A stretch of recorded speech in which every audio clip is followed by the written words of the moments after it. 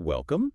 So today we're digging into something, well, pretty challenging. Humility. Not just the idea, but how you actually do it, moment by moment in real life. We're really aiming to get past the theory. Exactly.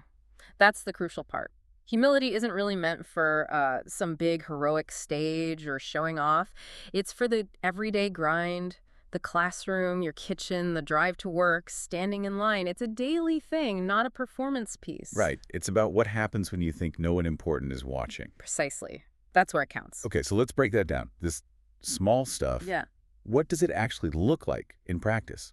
Things like maybe letting someone merge in traffic even if you're running late. Yes, that's a perfect example. Or, picking up some trash someone else dropped without making a big deal about it. Or trying really hard to speak gently when you're just, well, irritated. Mm-hmm. These small acts, they're like little tests, aren't they? Testing how much your ego wants to be in charge. And that struggle, it shows up so much in just how we talk to each other. Oh, absolutely. Think about it. Pride kind of assumes it already has all the answers, so it talks more than it listens. Wants to prove itself. Right. Humility, though, it's actually willing to learn something new. It asks questions, tries to genuinely understand the other person. It pauses before jumping in. Sometimes, truly, the best thing you can do in conversation is just listen. Keep your mouth shut and ears open. That requires shifting from just reacting to making a conscious choice, which leads us to service, right? Yes, and specifically, service done quietly. Like when nobody knows you did it. Exactly.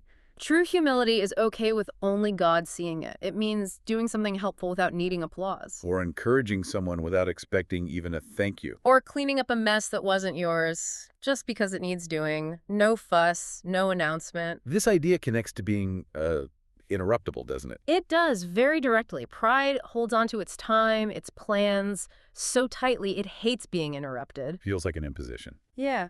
But humility, it's open to interruption. Think about Jesus also.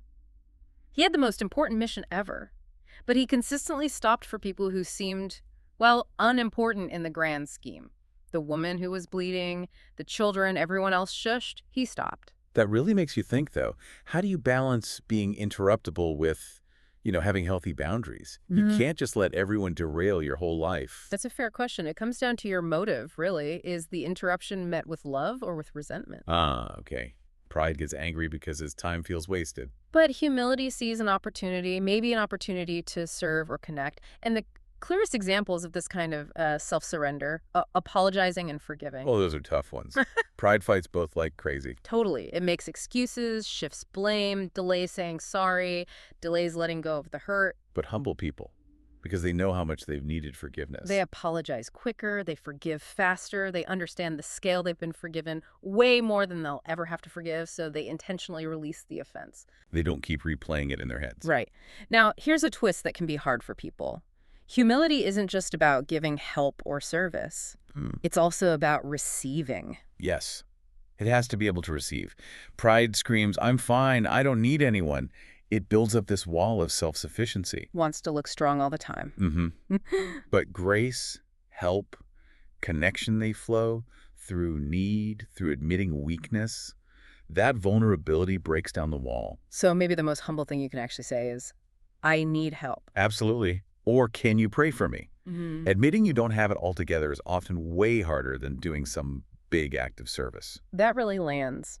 Humility isn't just a default setting then. Not at all. It's a posture you have to choose every day.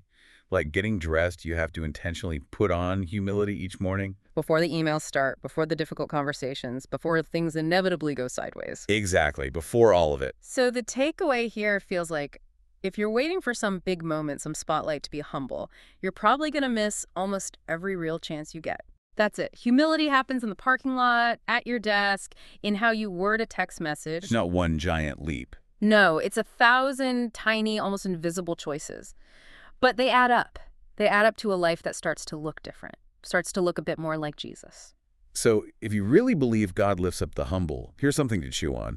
What's one small act, one specific thing, maybe quiet service or really listening to someone or even just saying I was wrong, that you can do right now before the day is over?